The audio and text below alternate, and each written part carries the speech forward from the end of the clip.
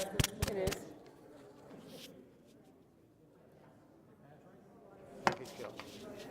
He killed it.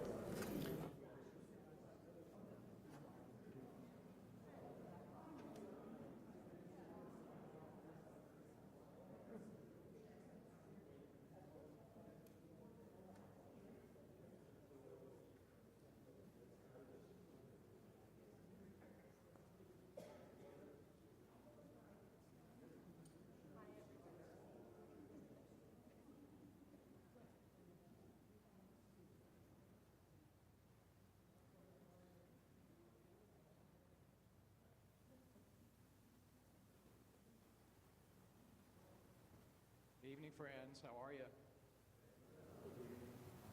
So, Patrick, this is number 2. I know. He's turning it up. Bossy people, I know. You bring the mayor in and see what happens. That's a good. So we're so glad that you came out tonight. I also know that there are those joining us online, so we welcome you folks. And a couple of things. Just know Kerry's going to talk to us and tell us whatever she wants to tell us for half an hour, 35 minutes, whatever you go. When you 3 minutes. 3 minutes, okay. Well, you're PK. So, by the way, Kerry is also the child of a pastor, so she knows the drill in church really well.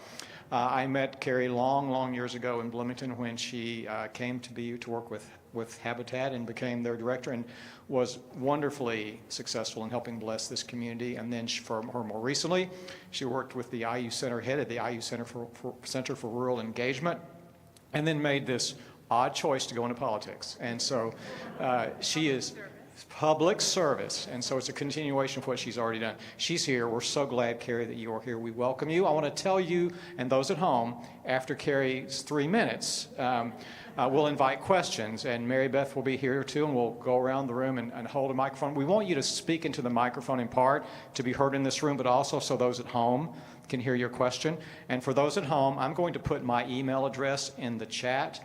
And you can either put your question in the chat, we'll be monitoring that, or you can email it to me, and so we'll try to get some of your questions in as well. But so glad you were here. Would you welcome Kerry to St. Mark's?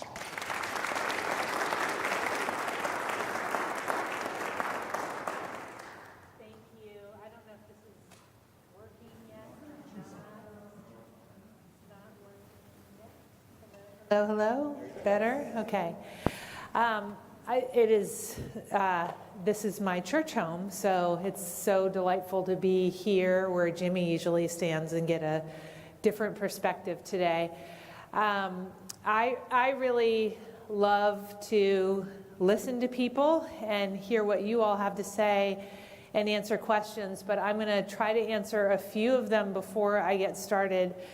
And I just wanted to start with the most basic question that everybody always asks me, which is, why on earth did you ever run for mayor?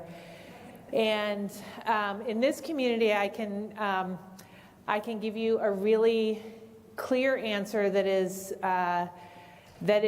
the whole truth, which is that I spent every year of my childhood going to an Episcopal summer camp where we focused on 1 Corinthians 12, which is the body chapter, where the eye cannot say to the ear, I do not need you, because then I could not hear. And I've really so this summer camp, 2 weeks, the goal was to form the body of Christ, where every child was needed and knew they belonged. And so I have really spent my life trying to live that out. Every year when we would leave camp, they would say, take this and carry it off the mountain, right? Everything we do is just about building this community. And so that's how I got into Habitat. That was the first place in college that I found where it didn't matter what your title was, it didn't matter how much money you had, what color your skin was, what you believed, who you loved. We just got together and we joined forces to build a house, and we got to know each other. And so that very much was my vocation for a long time, and I kept being curious about how we could build better community and how we could come together in a bigger sense that just wasn't focused on housing. And so, indeed, when our national political rhetoric started going by way of the national politics, even here locally, and we kept seeing friendships just sort of falling apart because of who you voted for, and an inability to talk about the hard things anymore, I started getting curious about, well, could we do this in Bloomington? Could we turn this around and get back to a place where we can just look each other in the eye and say, gosh, we're dealing with some really hard stuff right now. Maybe we could work on it together. And even if you don't think that I'm a cool person, or I've voted for something in the past that you didn't like, maybe even then we could work together on this thing. And so I just thought, well, I will always live an unfulfilled life if I don't at least try to do that. So here I am. I threw my hat in the ring. I actually never thought I would win. And here I am, the mayor of the city of Bloomington, and it is absolutely the most incredible city, I think, in the United States. I think probably in the world. And I do acknowledge that we have some really hard problems in front of us. And I think that's exactly why this is my moment to be mayor. Because I'm not afraid of talking about the hard things, and I'm not afraid of the hard questions you're going to throw at me or not throw at me. Because I really believe that our community has a lot of creativity and a lot of resources, and we can probably solve these really tough problems that, frankly, nobody else in our nation has been able to figure out yet. But it's going to take a lot of faith and a lot of trust, even in people that we haven't met yet, to do that. And I'll tell you that it's not a Kerry Thompson thing, it's a City of Bloomington thing, that we need everybody to really work on whatever part of our city's challenges and whatever piece of our opportunities together. And I don't have the answers. So I'm going to take your questions eventually, but I have very few answers. I have wonderings, and I have paths that I think might get us a little beyond where we are. And then we're going to have to ask the next right questions, right, to get to the next right place for our community. So the other thing you're going to ask me is, what am I going to do in my first 100 days? Maybe. I've been spending a lot of time these past 3 weeks doing what I did during the campaign, which is listening. And now I'm doing it inside City Hall and outside of City Hall.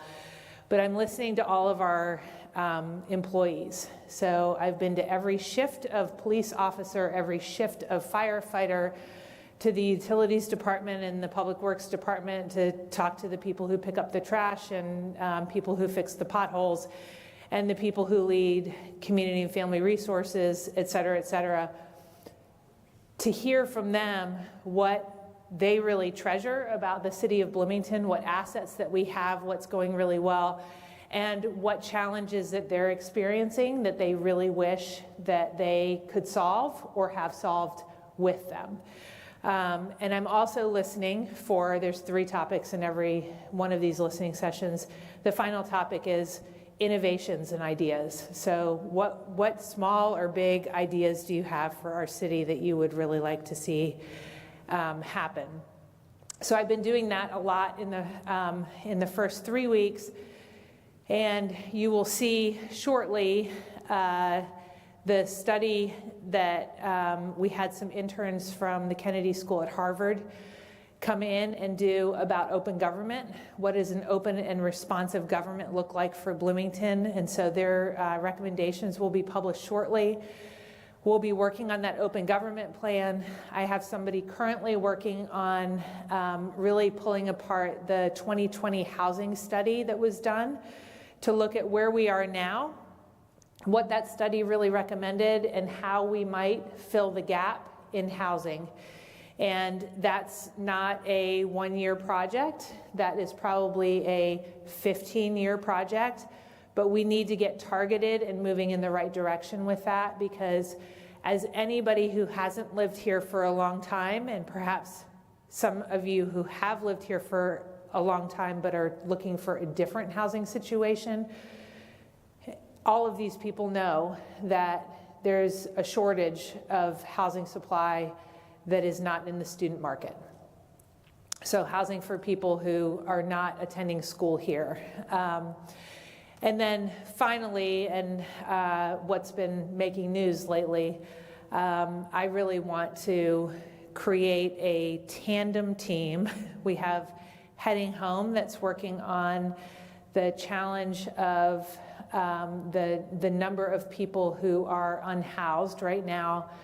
We need a tandem team that's working on substance use and critical mental health issues. And we don't have that right now. And you've seen in the paper, I've been spending a lot of my time in the camps and talking to people who live in the camps and the outreach workers who work with people who are living in camps. I plan to continue that work, and the city of Bloomington is not going to be the answer in terms of the government, but the people of Bloomington, that part of the city of Bloomington, can be the answer. And so what I'm trying to do very simply is understand the problem myself and convene around this and let people know that it's really important. Because what we've been doing is simply saying, you can't be here, and you can't be here, and you can't be here. But we haven't said, this is where you can be, and here are the services that we believe might be available to help you get to your next step, so that we don't have so many people living just trying to survive. So that's sort of, in short, my 100-day plan in buckets. And if I could predict the other questions that you would ask, I would answer them right now. But I'd much rather have a conversation with you all about what you're really interested in and what you would like to hear from me. So I will take your questions. Yeah. We've got two.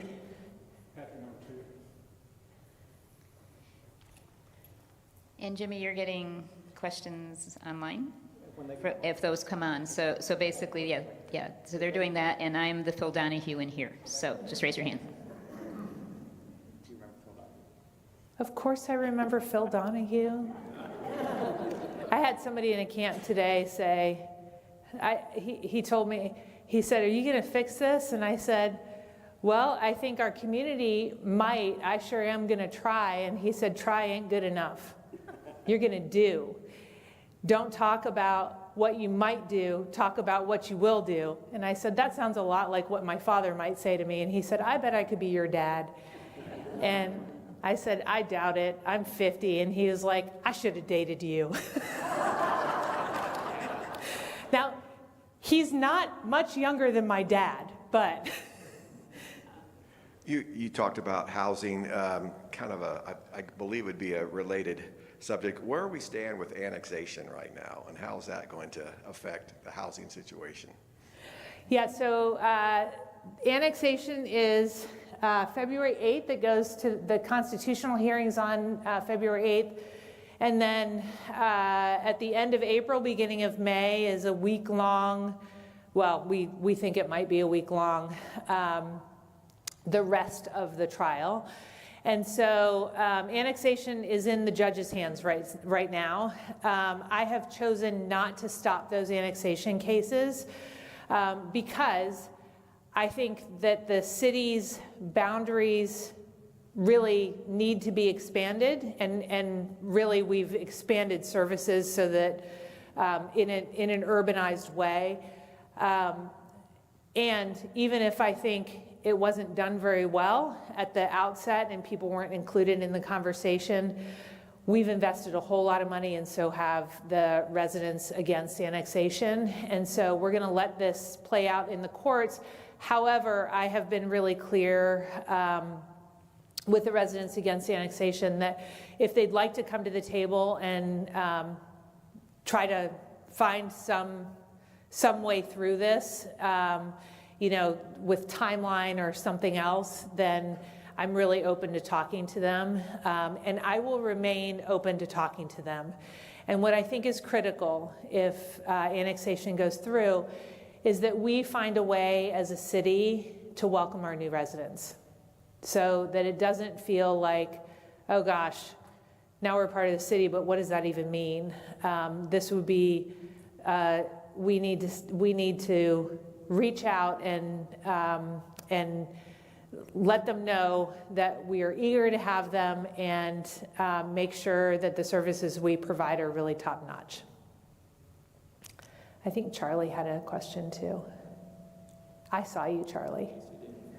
Thank you very much. Congratulations to you. Thank you, Charlie. I have an easy one for you. Oh, So I'm a walker.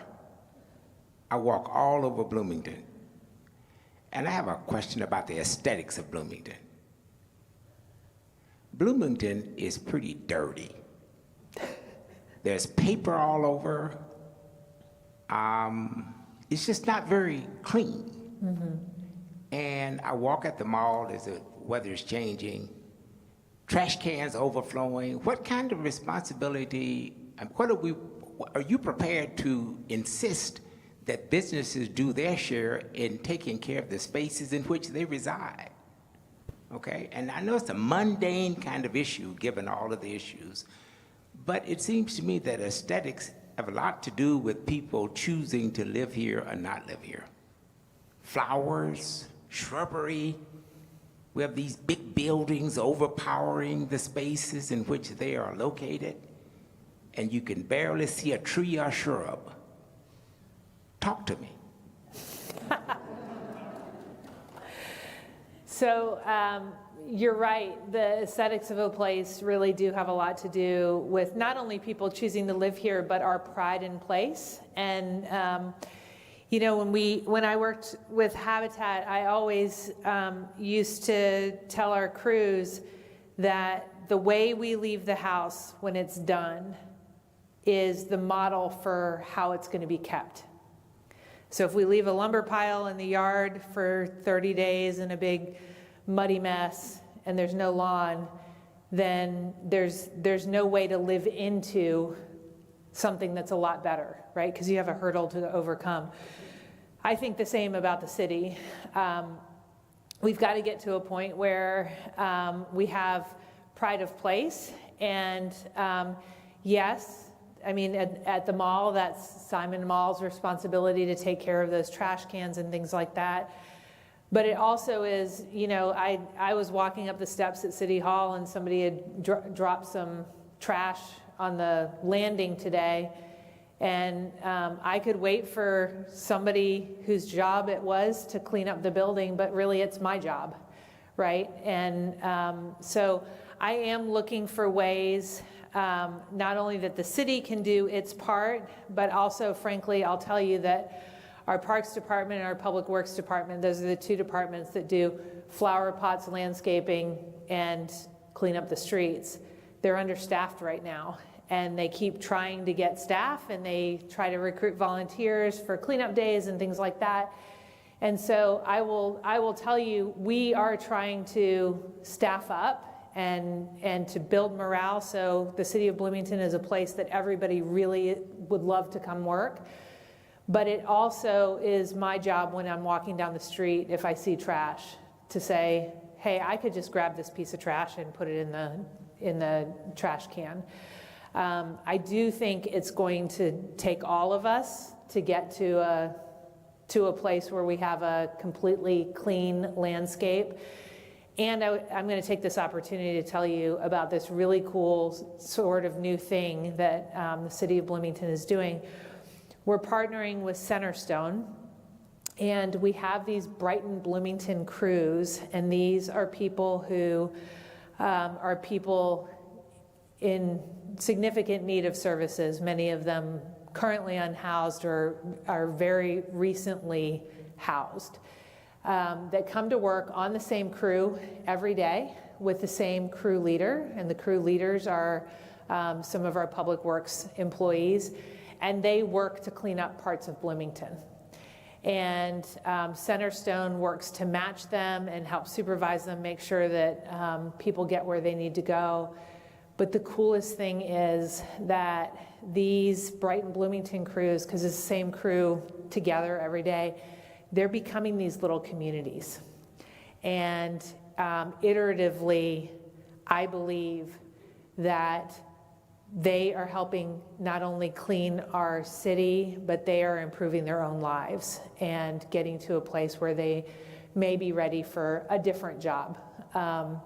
But that's one way that we're trying to meet the labor shortage and also meet another need. And it's a really cool thing that a lot of people don't know is going on.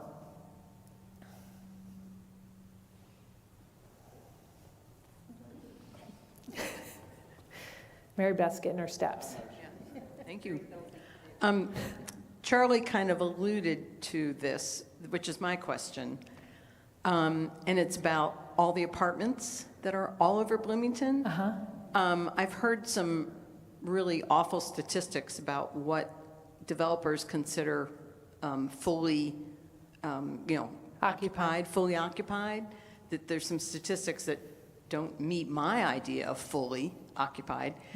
And they're just popping up all over, which also means that we're losing trees and we're losing our skyscape that we can look out and see the sunsets. And it's just really changing the whole feeling of Bloomington. So I'm trying not to be too negative in the way I ask my question, but I'd like to understand more. Yeah, so I could try hard not to talk about zoning code, but I just can't. So by right, you can build things on property that you own. And if you can't by right, then you have to go through a zoning appeals process, et cetera, et cetera. We have had a university that continues to expand its enrollment. And we also are in a situation nationally, internationally, where financing, housing financing, the secure housing financing is in student markets. And so Bloomington is not unlike many other college towns where we have had some multinational investors come in and say, this is a sure bet. We can always rent these. And when the housing bubbles happen, in Bloomington they happen like this, right? We don't go way up and crash. So what we need to do is figure out how to house the people who work here. And this is only part of your question. But when you talk about the skyscape changing, the conversation that we need to have, because if we have a growing community, you either have sprawl or you have height and density. That's what happens. And there are drawbacks to both, right? So our zoning code has gone by way of density and somewhat height, more density than height, but it's not going to be an either or before too long. Instead of sprawl, I think climate-wise, that's appropriate. However, I think that there are ways to, and we still have our landscaping guidelines. I believe that we continue to zone for what we don't want instead of what we do want. And there are ways, although it's very difficult, to zone for what you do want. So that instead of saying you need 50 trees on this plat, you could say those 50 trees need to be somewhere between the building and the sidewalk. So the people walking on the sidewalk get some shade. Or because the human scale of a 5-story building is very, right next to the sidewalk is very different than the human scale next to a tree, right? And so, I think we can look at these things and go, I just don't like it. But architects can help us say, what is it that you don't like about this? Because I don't think it's that we're providing housing, right? It's that something about the scale and the feeling of these buildings doesn't feel like home to us. And we want a Bloomington that feels like home. And so I am curious, and I don't have a recipe for how we write a zoning code for what we do want, because you can spell it out. Carol? I live in Green Acres, and the last suggestion I heard strongly suggested for affordable housing was to take rental properties that exist in existing neighborhoods.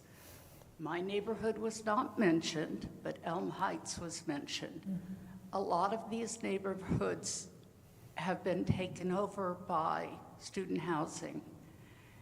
And in my neighborhood, I would hate to think that the 5 houses that surround me that have room in their yards, that the distant owner could build additional housing for a duplex or a triplex in that neighborhood. And the streets don't bear the traffic, and when we talk about trash in neighborhoods, student rentals are one cause of that as well. So that's my concern. Do you have a question for me, or you just wanted to express your concern? I wanted to express my concern and ask if that was still on the table as a consideration. Oh, that's already been approved. That was approved, so plexes were approved in the UDO that happened in 2021 or 2022. And so those are by right now. There is a limit per block, per number of years of those that can be developed. But essentially, we don't have single-family zoning in Bloomington with the current UDO. So it's not on the table, it is approved. I totally missed that, Yeah. and I wish I hadn't.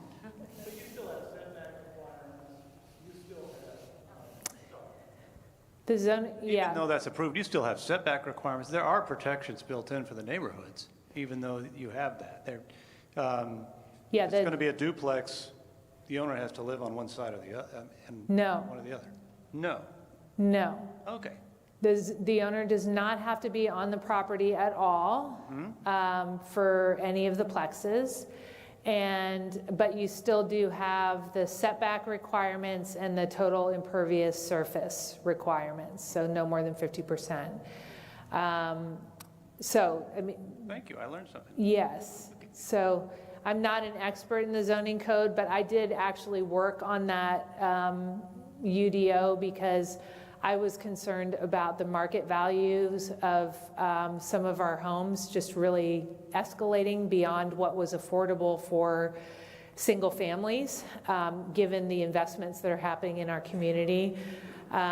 So I was vocal and organizing against that particular UDO without some affordability requirements, but it went through with no affordability requirements. It's in place now. Yeah. Patrick? I have a question, Kerry. We live in Prospect Hill, and we are seeing more and more Airbnbs. Houses that used to be rentals are now B&Bs, which means that most of the time they're sitting empty except for football weekends or something like that. I know the city is limited in terms of what they can do by state statute, but what are your thoughts on that? Yeah, we are, my understanding, I haven't dug into it really deeply, but my understanding is that we are limited in terms of what we can do by state statute. And I'll tell you that when my mother-in-law was coming, we took advantage of the house behind us being for sale and bought it. She was not here for a full year, and we paid the full mortgage just with a few football weekends. And so it's a very real economic reality that Airbnbs could be removing significant numbers of our single-family homes from the market. I will tell you, though, we still try to do some Airbnb with my mother-in-law's home because she can come over and stay with us. And people are, post-COVID, they're going back to hotels. So I don't know this to be true for sure, but I have a feeling the market is starting to take care of it. And my hope is, because we don't have a lot of means to do anything else, my hope is that the market does take care of it, because we could use those as typical rentals or, ownership homes again. It's a real shame to have so many of them off the market. Your Airbnb house will do real well on Eclipse Day. I have a question. It hasn't even rented on Eclipse Day. That's how, it's true. I mean, the market is different now. I have a question. For several years, every time I go to a restaurant, I have been paying an extra 1% tax, and I know that was supposed to go to either a new extension of something with the convention center, and it seems like nothing has taken place. It seems like we either need to stop paying the extra tax, or perhaps they could think seriously about doing something about the convention center. So there is a new CIB up and running, and they are moving on the convention center. The interlocal has been signed off on both sides of the city have signed off, and it's in the county's ball court right now, and my understanding is, it sounds like they're going to sign it. We've had a little bit of conversation back and forth, so I think they're going to send us some amendments, but we have a really gifted team working on it now, and I think we're going to get somewhere with the convention center. We're going to spend your money well. Yeah. This is a pretty straightforward question. Your predecessor vetoed a bill that would restore the four-way stops on East 7th Street. Do you have any thoughts on that? Because I have some real thoughts on that. I have some thoughts, but only as a person who uses 7th Street, and I have not dug into the data or anything else on that. And from what I understand, it has not been proposed to come back before the council. What's the latest on the citywide internet cabling? Could you give us an idea of how complete that job is and when city residents might be notified that their residence is capable of being supplied by the citywide internet? And how will that program be self-supporting, or who's managing that when it is on the marketplace?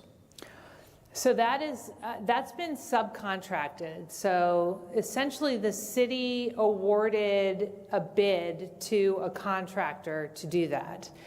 That contractor's name is Meridian. So they laid out the grid, and the best way I can explain it is Meridian decided that they could make it financially beneficial to themselves to have the contract for the city of Bloomington. So they now have subcontracted to put all of the cable in, and I don't know the exact percentage of completion on that. I know they're actively working and boring all over the city right now. So if you've experienced that, I hope they were courteous or somewhat courteous to you. But I don't know the completion rate, and I can check on that and have somebody circle back with you.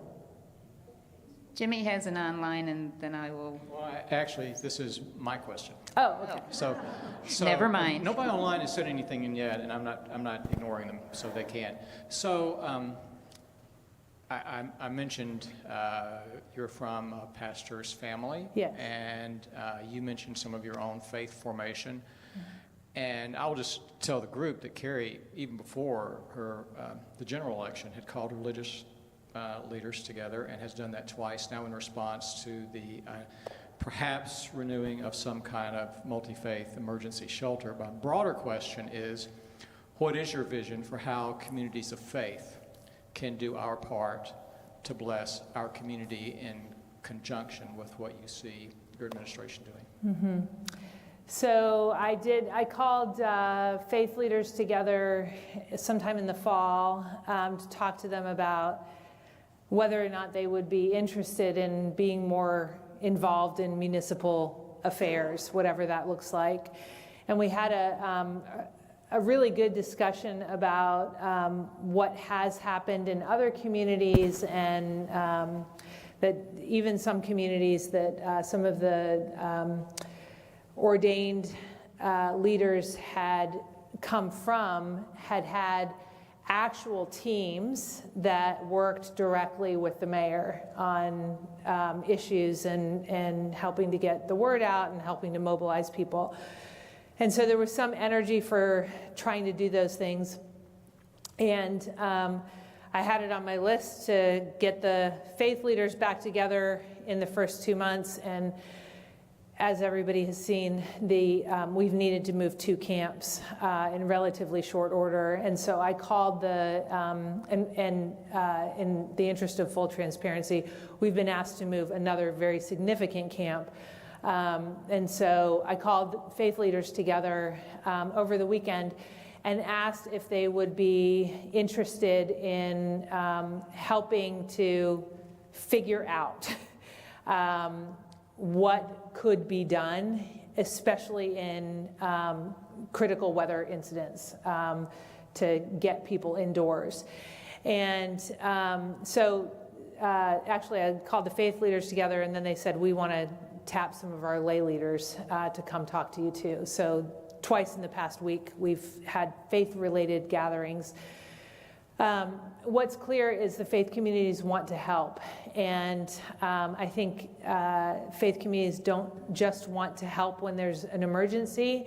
I think it's critical that we invite faith communities to the table for all of our community when we have a great celebration and when we have a need and when we have something in the middle. And so my intention is to stay in touch with these faith leaders, and I have somebody who's sort of maybe going to emerge as the leader of the faith leaders, which would help a lot. But I also think that, quite frankly, we have seen an erosion of people actually coming into sanctuaries and mosques and synagogues, and people are maybe engaged elsewhere, but maybe they just don't know how to be engaged. And so I am interested in what we call in Pictionary an all play, and how we get literally everybody invited to participate. And my hope is that if people are scared of being part of faith communities, they may encounter some people from faith communities and go, hey, that's kind of cool, I want to hang out with those people.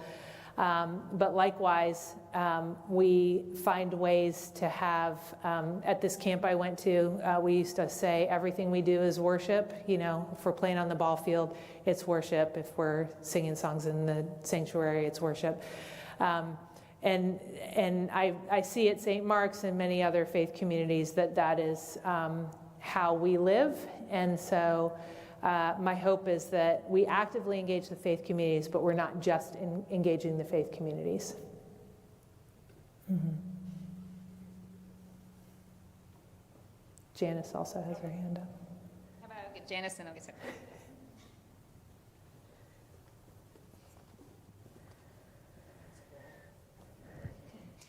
I want to circle back to the high rises. So am I hearing it right that they could keep continuing because the zoning is in place for that to kind of happen?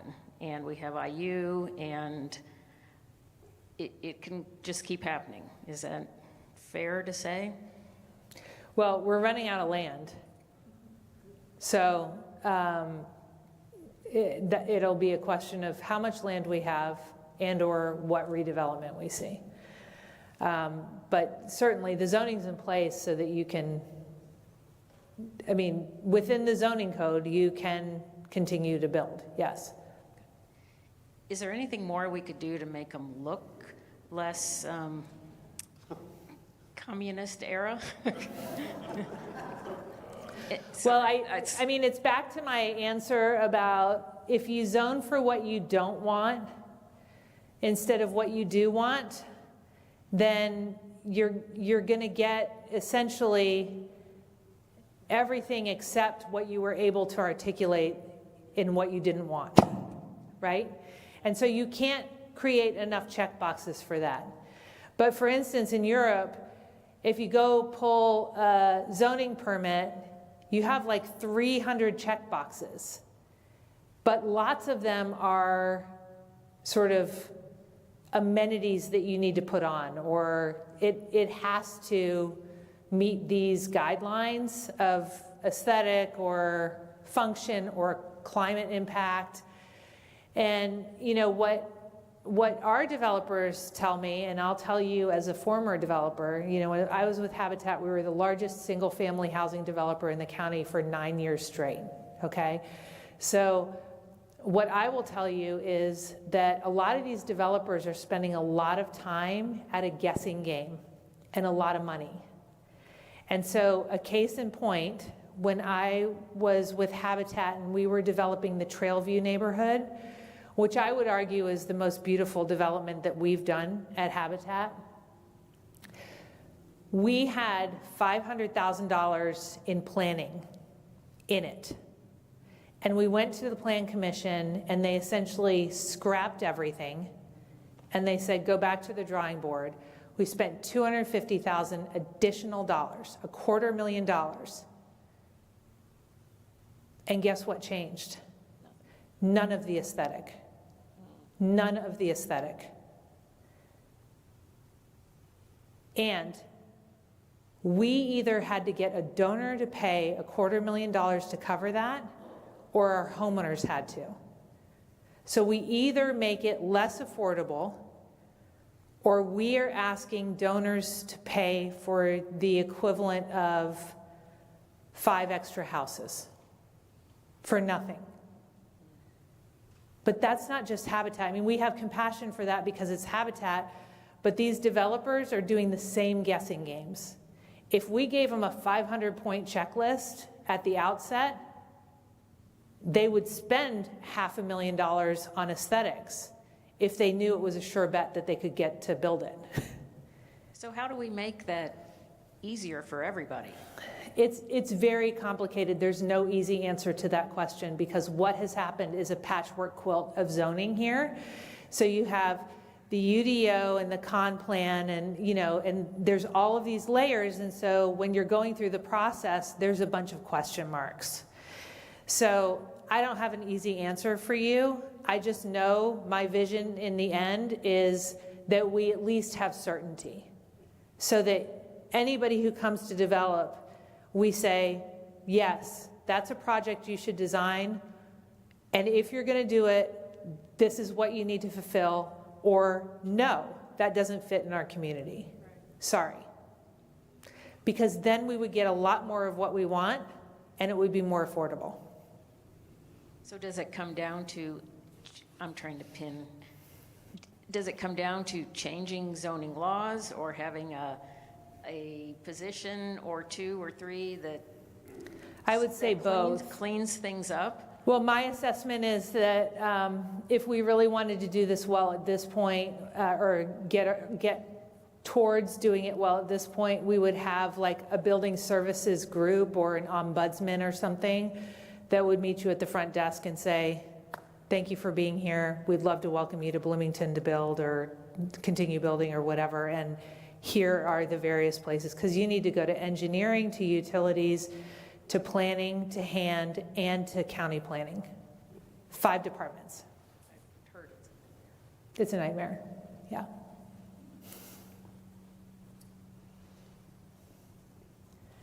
You have one in the back too, Mary Beth. I'm going to give you an easy question. That's what they all say. You're doing a good job as mayor. Do you like your job as mayor? 27 days in or something? Do you like your job as mayor, and will you run for another term? Well, I've been here for 28 days. I love my job as mayor so far. It remains to be seen if I'll love it, next year or even next month. And I'll tell you what I always told people at Habitat, I'll leave when it's not fun anymore. So, I don't know. I came to do a job, and if I don't love it, I probably won't be good at it anymore. Hi. Hi. I'm hearing a lot about what the aesthetic of the sky rises are and the housing. I want to know if there's anything being done about the cost of the housing for those of us that want to stay and make lives here and invest in this community, because we're bleeding talent from IU grads. That's right.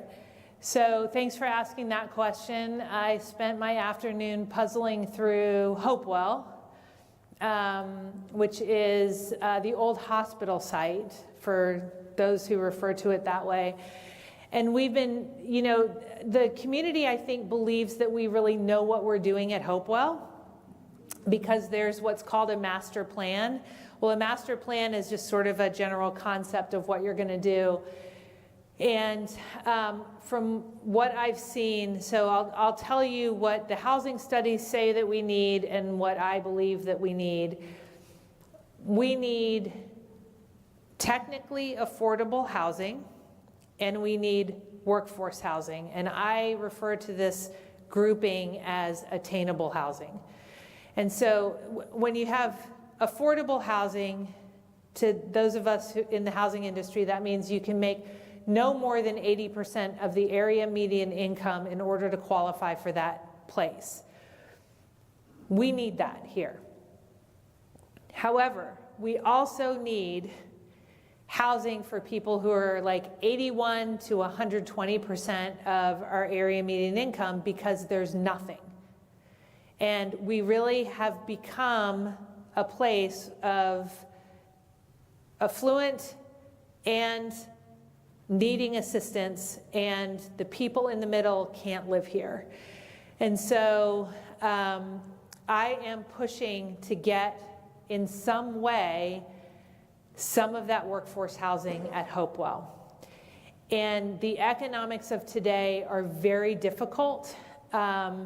So there's tax credit projects, there's a really cool Department of Transportation grant for developments that are in high transit areas, which Hopewell is, where you can walk to places within half a mile. But lots of them are targeted to the affordable market. So the puzzle is how to get that segment of our population that wants to stay here but can't afford to stay here. And so I actually spent a lot of the afternoon looking at the different levers that we could pull to create some housing that is specifically targeted to people that are 80 to 120, which are the people who, quite frankly, a lot of us are far away from graduating from college and starting newly starting a family or a professional life. We in Bloomington are missing out on the 25 to 35-year-old age group. And if they leave, then we lose a lot.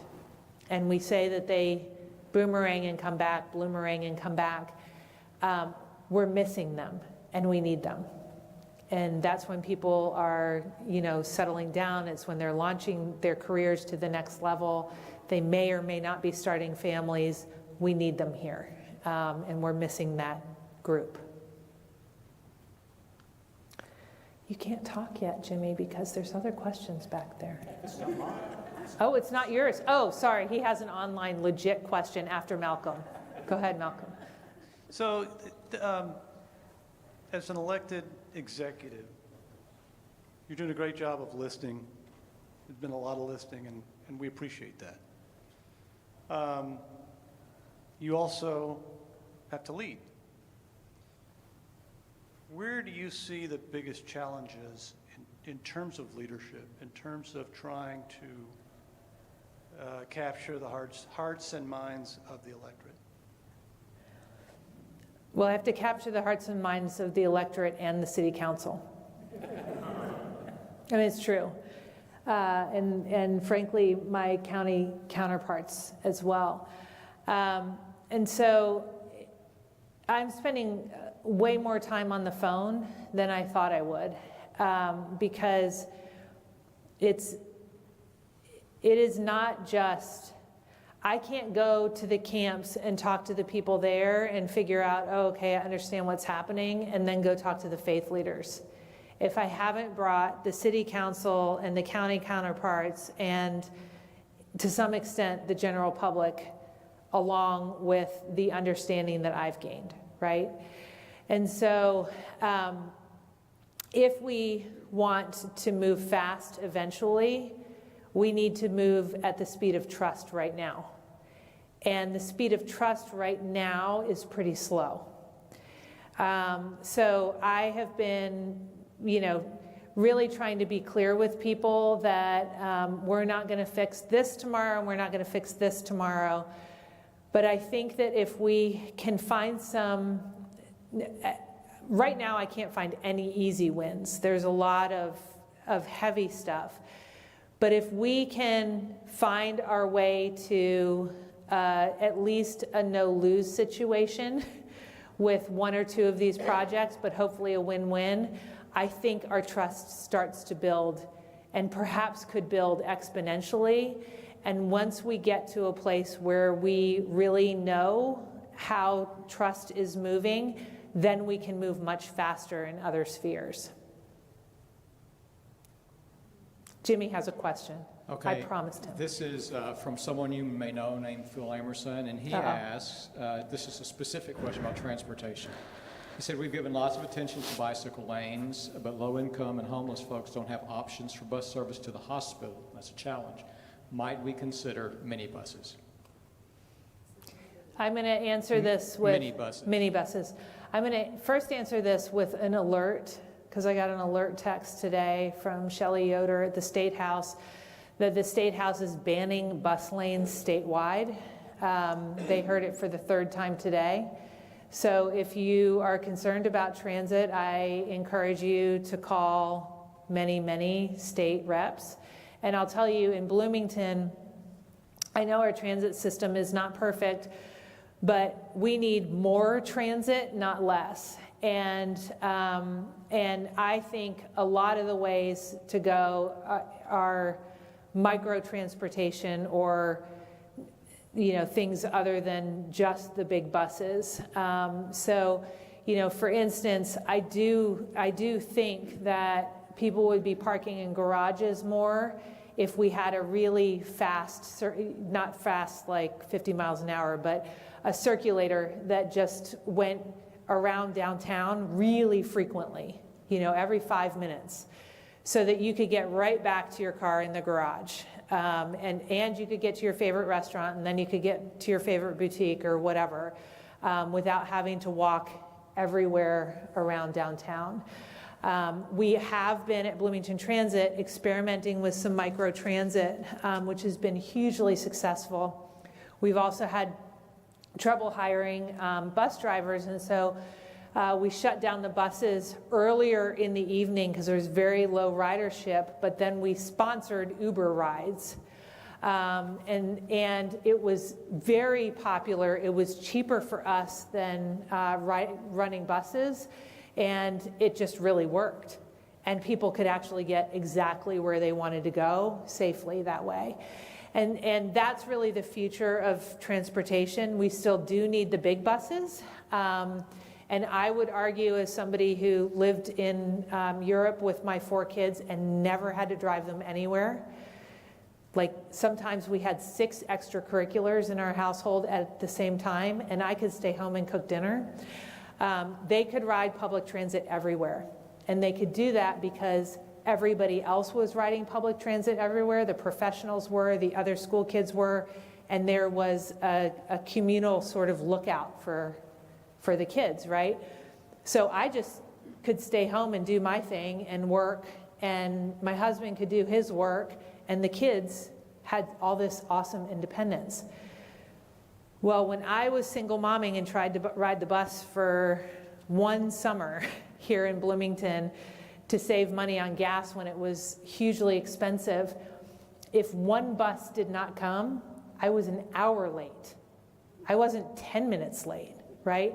So we have a ways to go with the big buses, but we can iterate our way there somewhat with microtransit and these smaller buses, and so I'm a big fan of them.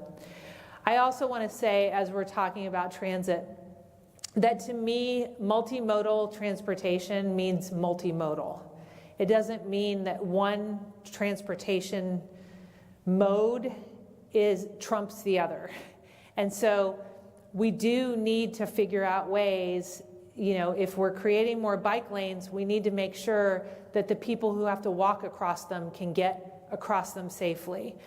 And we need to make them in a way that the cars know, in Bloomington, this is the way bike lanes behave. Because right now, they behave in about 4 different ways. And I think the cars are confused, and it creates actually a lack of safety instead of increased safety.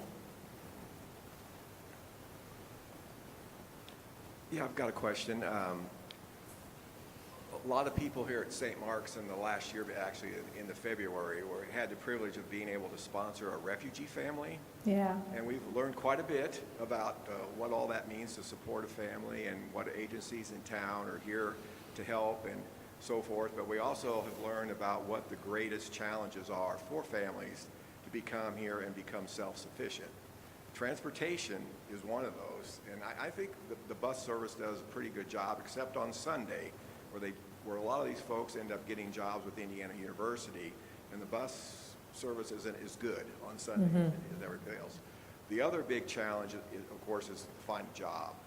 And I don't know if there's anything that the city of Bloomington can do to help, because we know one of the agencies we work with here are saying that there's going to be 150 more people they're going to bring in this year, and that's not counting other asylum seekers and other folks that show up here that are not sponsored by this agency. So my question is there anything that the city of Bloomington has plans or could do to help these folks find a job, especially when their English is not all very good or at all? I don't know what the city can do, but I'm open to suggestions.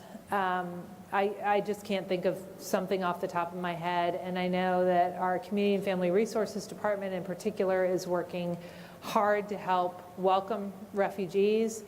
I met with some of that team just this past week about our community's growing need for translators and interpreters, and the The other thing they always need, and is very hard to come by, as I've met with Exodus, and what they directly ask me for is, how do we house them? So I know there's a multitude of things that are needed in order to welcome people well, and 150 new every year is daunting, frankly, and Bloomington's a great place to welcome them. So I think we could use some creativity on that. Got another question regarding the high-rise situation. I'm just wondering if anybody in this room can tell us, you could tell us, when was the last time Indiana University built any type of housing or dorm on this? 'Cause my impression is decades ago, they decided they weren't going to build anymore, and they just let it to the free market decide what was going to happen. And I'm just thinking, they've gone from 20,000 students to 40,000 students, and what have they done to help with that situation? They are contracting out to have Poplars rebuilt as graduate housing. But, I think the point's well taken that we need everybody at the table. I mean, your original question was about annexation and how it impacts housing, and I guess I didn't answer that question. But, if annexation proceeds, we will have some more space for housing. And the city's housing code is vastly different than the county's. We also need the university at the table, and I am actually hopeful that, my initial conversations with the university about this and several other issues have, I can't say they've been fruitful, because that would mean that they have borne fruit, but I am optimistic that there are some buds on the trees. Yeah. I want to say, Charlie Freeman, no. If it's okay with you, we're so grateful for Kerry's time. Maybe we have this question and maybe one more, okay. And then we thank Kerry for offering all of her time to us. Charlie, go ahead. So I'm going to yield to Charlie Matson, because Charlie Matson had his hand up a long time ago. Charlie, my namesake. Jimmy asked one of the questions, and Jimmy brought up the faith leader session. I guess I would add to that. Did they have a recommendation that you think will be a priority item for you besides the winter shelter? Just to be clear, they didn't recommend the winter shelter. I called them and said, help. They really just, my recollection of that meeting is that they thought we should get back together and talk about some priorities, and that there should be a point person that can help get the word out to faith communities when there's a need. Mm-hmm. And then I would add to Jim's concern, the agency's working very hard, but I think a lot of us that have worked with Exodus now, volunteered in the Rotary did too. It wasn't just the churches across town. These 150 people, Exodus kind of drops their support off at about 6 months. We could have some unhappy, disgruntled, troubled, approved refugees here in Bloomington if we don't come up with the creative ideas and help get them involved and become citizens.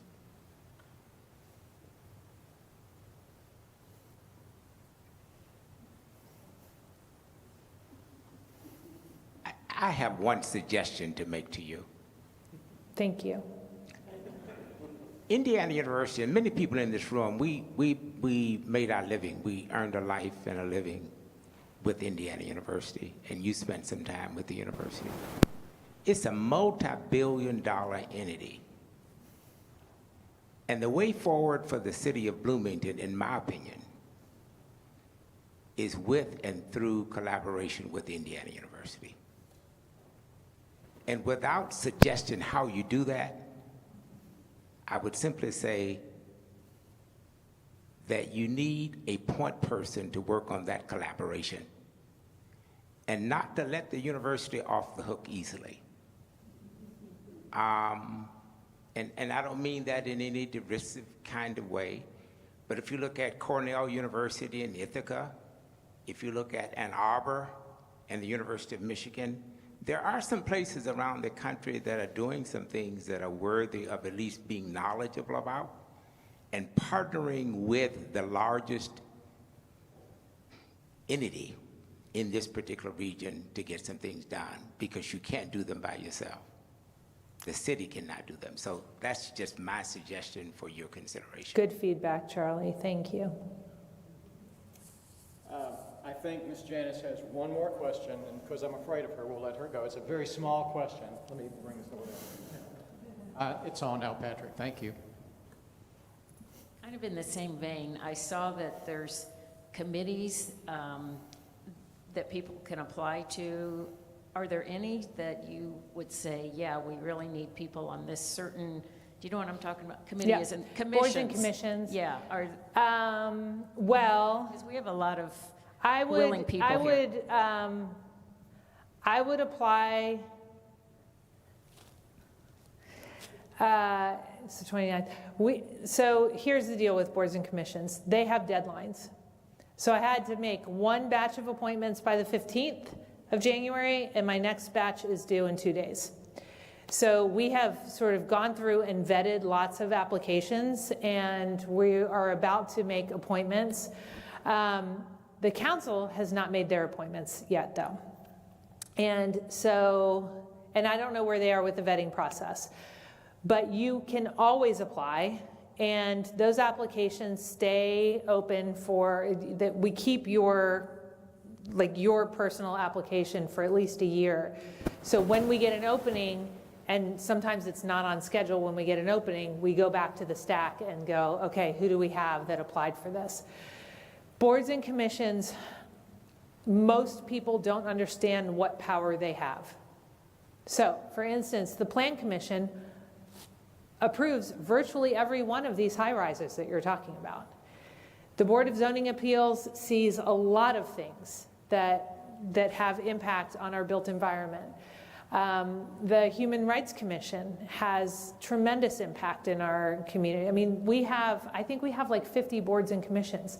So there is literally a board or commission for every interest. And so I would encourage you to look through that list. It's on the City of Bloomington website, which we're going to redo. I understand it's not very intuitive. But right now, if you can dig through and find it, just apply, because we would love to have you. And I really am trying to do my best to balance experience on those boards and commissions, so some knowledge base, with also some fresh eyes. So apply. And that's a really good segue to this point, because we're going to offer our blessings and prayers for you. But when we do that, that is with the promise that, I said Phil Donahue earlier, but most of us also are old enough to remember John Kennedy, who said, ask not what your country can do for you, but what you can do for your country. And so you are inviting us, I think I heard tonight, for us to be involved in the future of Bloomington. And so, but I know this has been a long day for you and a long 27 days for you. Would you thank Kerry for coming to be with us to sing our tonight?